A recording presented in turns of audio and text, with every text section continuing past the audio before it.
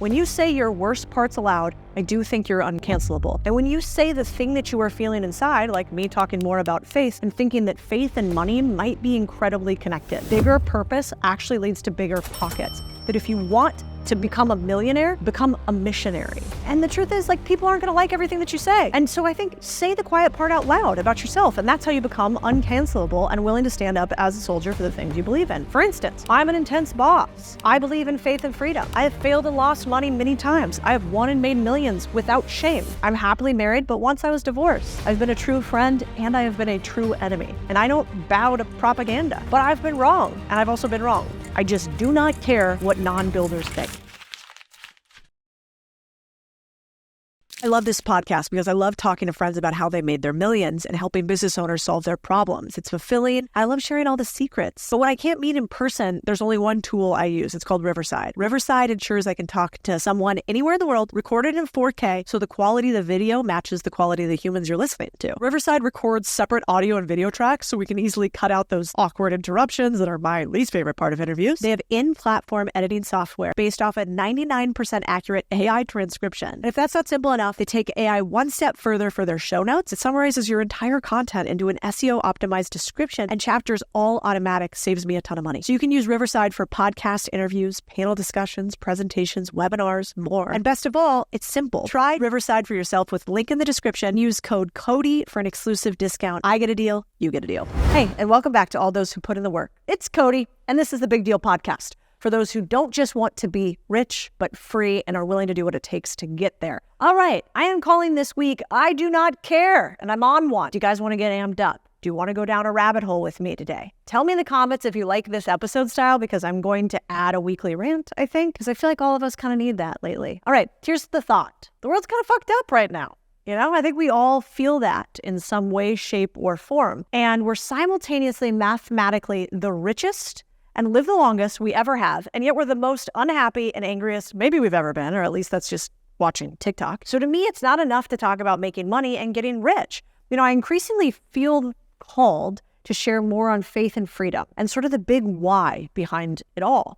If that bothers you, I'm probably not your girl anymore, because I think money without morals means just about nothing. There's a quote from the Bible that is, what good is it for someone to gain the whole world yet forfeit their soul, which is Mark 8:36. I think a lot of people are feeling called towards some sorts of faith lately, whatever that may be for you. I am tired of the internet and humans everywhere trying to shame us into submission. In the immortal words of Drake, I love this quote, by the way. He says, I would have so many friends if I held back the truth and I just gave out compliments.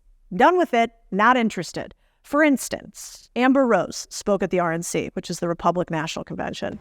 She has not historically been the beacon of values and morals. She has something called a slut walk that she used to run, basically like women celebrating promiscuous sex. And she has a giant forehead tattoo, which is probably not great long-term thinking, most likely with both of those. And yet she's now a mom. She's sort of changed her tune. And she's literally been through some shit, coming out on the other side saying, I want to be better. And what do people do on the right when this happens? Well, they berate her for not being saintly and conservative enough to be on their stage. And on the left, they berate her for leaving the party and she must be an idiot and a traitor and don't listen to her. And I'm just done with all of that. I am done. I think if you want to change your life and be a better person, let's celebrate that shit. Who cares if you were a young idiot or an old idiot? Young Codie went to school at ASU, Arizona State, Harvard of the West, said nobody, partied more than I studied, said dumb things all the time, made bad decisions, literally lived Brat summer for 4 years plus. Also, if you're not following the Brat summer phenomenon, I gotcha. I'm going to explain that later. I'm not convinced we're not living in a simulation. I have made all the mistakes, though. And yet, slightly older Codie is wiser. Shocking. Of course we can get smarter and wiser after decades if we choose to, and we can come around to faith. And I was talking with my husband yesterday about God. Welcome to what small talk at our house looks like. And I used to think zero about God, candidly, or the meaning of life, or being a good human. Why? Because I was broke and trying to figure it out. And I felt like growing up, when I went to church, it was a place where dreams go to die on a Sunday. And if you haven't been to a traditional Catholic mass where the wooden benches and kneeling blocks are nothing short of torture chambers, it was all just so boring and pointless and talking about names I couldn't even pronounce and stories about sacrificing animals and attempting to apply that to Brad not liking me in high school. Kind of tough. But if you stay with me here for a second, when I look back at it, man, what an insane story. If I was a church and I was doing the PR for the Catholic Church, I'm available, by the way, I would tell the story like this to kids. There is a war going on between angels, aka the good guys, and demons, aka the bad guys. It's all around us. And you, little kid, you're a soldier in it. Every kid wants to be a soldier. You're important, critical. And you choose the side of the builders or the burn it downers and figure out which side you want to fight on. It's a story sort of as old as time, and it's actually better than most of the things we watch on TV. What I think is cool is that we actually live it. It's in the shadows and your decisions every day. And at some point in your life, you'll figure out why you were uniquely put here. And just like any soldier, you get an assignment. And mine is that I believe ownership leads to responsibility. Responsibility leads to self-respect.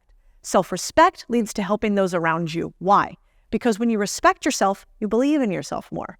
When you believe in yourself more, you realize you have more to give. And when you have more to give, you actually give it.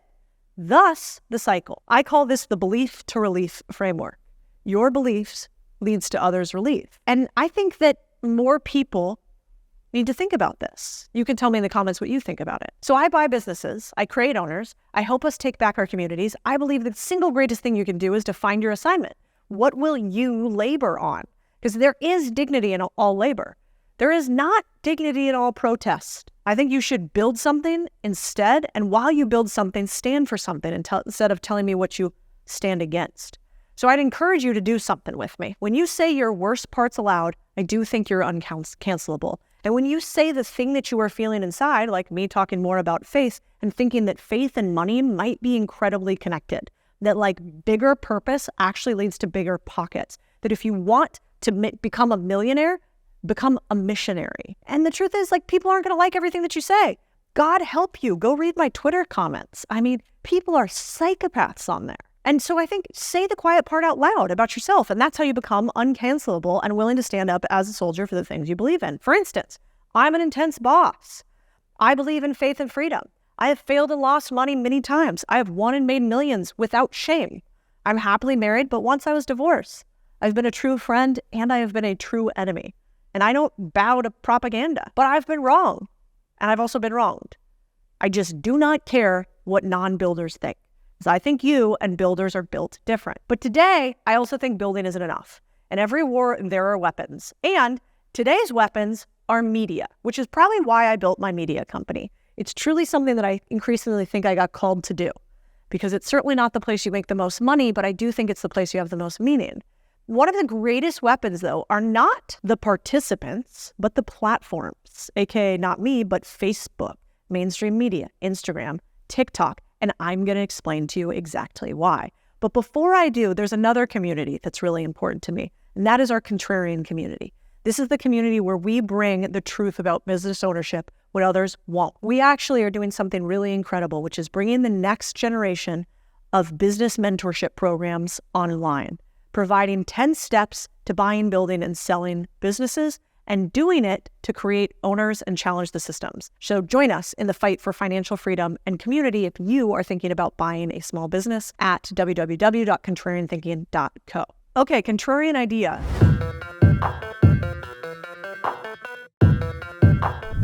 Brat summer. Let's get into this. I want to talk to you about weapons and movements, but a different type. First of all, do you know what Brat summer is? I'm like too old. I had to look this up. It's basically taking over TikTok and the election, which just maybe further shows we are living in that simulation. Here's what happened. I'm on TikTok. I don't know why, but I'm on TikTok and Kamala Harris gets announced. And then almost immediately, this song pops up for me. Listen to this for a second. You think you just fell out of a coconut tree? You exist in the context of all in which you live and what's here for you.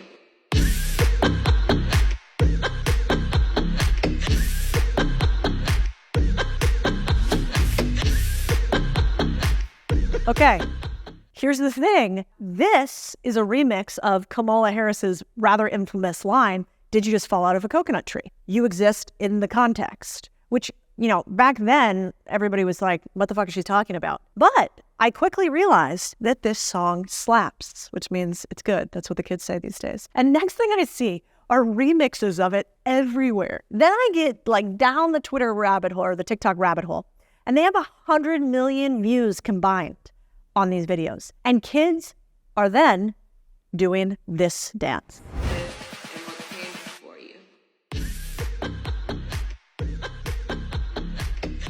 For you people on the audio, I don't even know how to explain this dance. Just picture there's a young guy. His name's Freddie. He's walking into his mom's kitchen. She looks like a nice Midwestern mom. Freddie turns on that song and all of a sudden starts dancing like a noodle in front of his mom. And the craziest part about this is there are 4,785 other versions of it.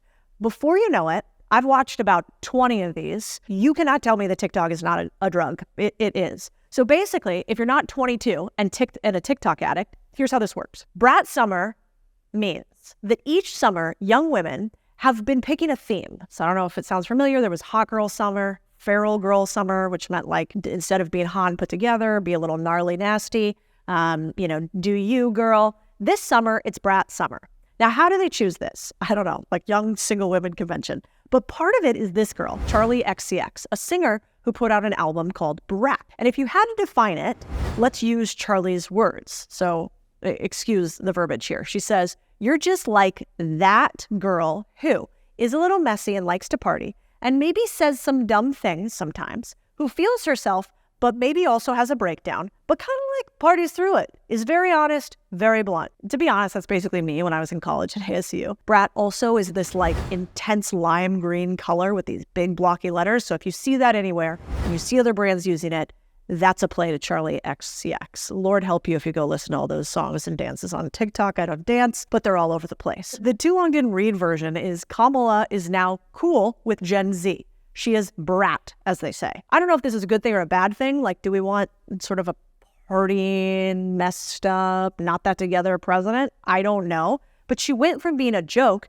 to being pretty damn cool, pretty damn fast. And what that makes me wonder, what weapon is TikTok? For so long, we've had so many people tell us that TikTok was something that was going to be weaponized to make our youth maybe push back against the establishment. But watching how fast a character that got one of the lowest percentages ever in a primary, Kamala Harris, to now front and center in Brat, had me thinking about TikTok as our deal of the week.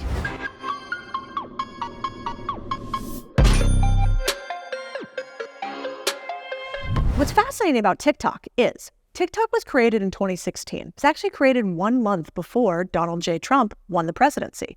But look at this chart. TikTok goes from 0 users to 1.6 billion by 2024. And oh, by the way, that's like 3x Twitter and Snapchat and almost the same as Instagram, slightly less. However, it is the fastest growing social channel ever, with 10x the growth trajectory. Look at the speed at which the line goes up compared to the rest of the social networks. What this makes me wonder, though, is this lasting? So you guys might remember those Bernie Sanders memes back in the day. You know, like the mittens, the mask, the I don't give a fuck energy. Play that image right now. It's just so good. The problem with Bernie, though, is he went super viral, too. But his voters online were like Taylor Swift fans at her concerts. They were losing it. But then her voters in real person were emptier than a, I don't know, Nikki Haley rally in real life. The memes and the young people crying at rallies didn't actually translate to voting.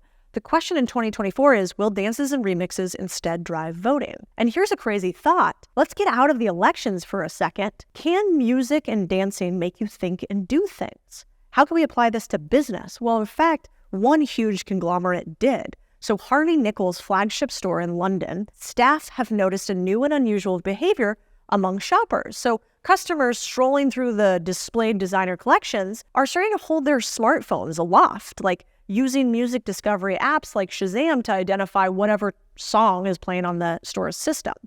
Other tech-savvy people are asking members of the staff what's playing. Want to know why? Well, I did some digging for you. So from their research, what they know is that if you create an atmosphere visually from a scent point of view, and most importantly from a music point of view, customers will stay longer. If you and your store increase the amount of time people will stay, you're going to increase your sales. Think about horror movies for a second. So music's so powerful that a new study has found a connection between horror movies music and the screeches of young frightened animals. Get this. Researchers believe that There are biologically ingrained reasons why sudden, dissonant sounds and minor chords make us scared, worried. As a prime example, you guys remember the Spielberg film Jaws from 1975 has this like sinister feeling of suspense with these chilling chords. And in the original trailer for the film, right here, listen and see how it makes you feel. It will attack and devour anything.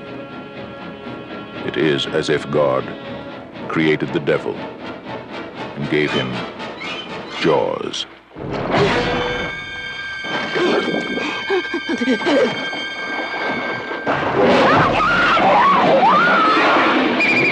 So the chords start slicing at about 33 seconds, and then they're followed by this big bad chord you hear as the innocent swimmer gets yanked under at 35 seconds. And then you hear this high-pitched, chaotic sound of the lifeguard's whistle. Textbook example of the kind of dissonant noise researchers found in the study in horror films. And if you keep watching it, the trailer uses the same technique of like these sudden jerky chords when the children get attacked at the beach and when the sailors battle the shark from the boat. The leading scientist on this music study said that he's an expert on distress calls of animals. And while studying young marmots, he noticed that baby marmots often screamed when the researchers caught them. These screams are classified as nonlinear chaotic noise. And this dissonant chord, like a baby's cry, a baby animal screams, triggers in the researchers and in any listener a biologically ingrained response by making us think our young are threatened. So it makes us think our babies are being eaten. We're going to be eaten by the shark. So if you ever wonder why those sounds are in our horror movies, it's because they scientifically know that it will make us scared, it will give us anxiety, and the movie doesn't even have to coordinate with it. So some of those screams in Jaws were actually baby marmots manipulated. And they made our biology feel one way or another, and that's why it's the top grossing horror movie of all time on an adjusted basis. So maybe my thought here is TikTok music may be more powerful than we think. And if you own a restaurant and want tables to turn over faster, maybe put on some up-tempo music. If you want people to sit and hang out over their dinner, maybe make it a little bit slower. So if you think about it, TikTok might not be as dumb as it sounds. It might be a whole lot more powerful. Now, speaking of power, I want you to remember something. Here, don't be greedy, share the pod with the needy. Let's hit that share button and make this thing go more viral than a middle-aged woman dancing to a coconut song. Make this world make sense, guys. All right, story time. Quick rant aside here. If you are a business owner and you think politics doesn't matter for you, I just want to rein that in for a second. So I had a business in Argentina, part of my business in Argentina. Let me tell you what happened. A new president, Cristina Fernandez, came in and outlawed foreign investors overnight. My business completely died, had to leave the country, no business any longer. I had a business in money markets at State Street. The government changed regulations, made an entire industry unprofitable, and made that business shrink to about the third of the size it was at its peak. I had a business in cannabis. Government created something called 280E tax regime, making only illegal operations profitable, which basically meant that most of our portfolio companies weren't profitable. And to this day, look at what the cannabis index is at. For those of you guys who can't see it, it basically looks like, yay, we're going up on the top of a roller coaster, and then we're diving down to the bottom. We're just going to stay there forever, which is what's happened since they haven't changed regulation in cannabis and kept 280E on top of it.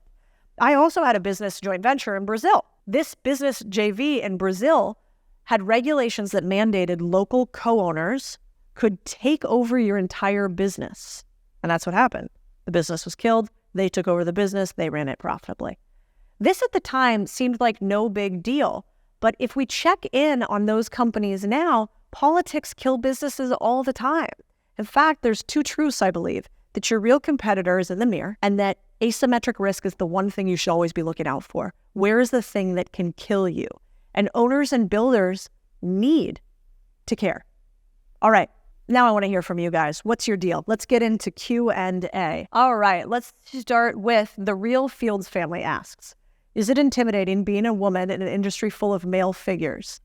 This question's hard for me. To start, let's be honest. Yes, I cut my hair short. I wore really boxy, awful suits. I tried to fit in with the guys. I wasn't feminine. I didn't wear makeup. I did everything basically wrong. Because the truth of the matter is, despite what people say on the internet these days, I can never be a man. So me pretending to be kind of an approximation of it wasn't good for my career. I should have just been exactly who I was. The truth of the matter is, if you look different, what is true. You will stand out. And so I don't think there's anything wrong with being a woman in a male-dominated industry. As long as you're good and you're not around bad people, but good people, most people don't care at all. That's my answer for the Real Fields family. Great question. Thanks, you. James Famuk says, underrated channel. Love your stuff. Thanks, James. Appreciate you. I think it's underrated too. We're growing, baby. Okay, July, I don't know how to pronounce that. JALAI_ says, thanks. Random sidebar, have you considered medical attention for your nasal blockage? For a long time, I thought you had a cold, but realized you have like congestion. Well, I got a nose job. I look cuter, but the passage still not fully open. So as much as I want to go get punched in the face again and have them break my nose, I'm going to skip that. And I would be a little nasally and you're going to have to deal with it. Valu Live says, is it too late for someone in their 30s working a regular 9 to 5, not making much at all, to buy or build a business? Where does one begin? No, it's never too late until they put you in a box underground. Until that moment, we have 90-year-olds hiking Everest. Like, think about that for a second. There's a rule that, I can't remember the name, but we'll put it in the show notes, about basically there was one speed at which a track race, I think it was the mile, was ran for a long time. And that speed, people would say, never, ever will a human beat this speed. And then one runner came along and they beat that speed. And then what happened? Immediately after that, a ton of other runners did the exact same thing. Humans sometimes feel like it's hard to be what we cannot see. And so if you think in any area of your life that you cannot have the thing, go find somebody who has the thing. Find a few people who have the thing. And I think you'll quickly realize that just about anything is possible. And that's really, really liberating. Last question. Rayphil Wong says, amazing intro. You're right. No need to romanticize entrepreneurship. It's hard, a lonely road, and more downs than ups. Good on you for telling people. Word. My father's best line.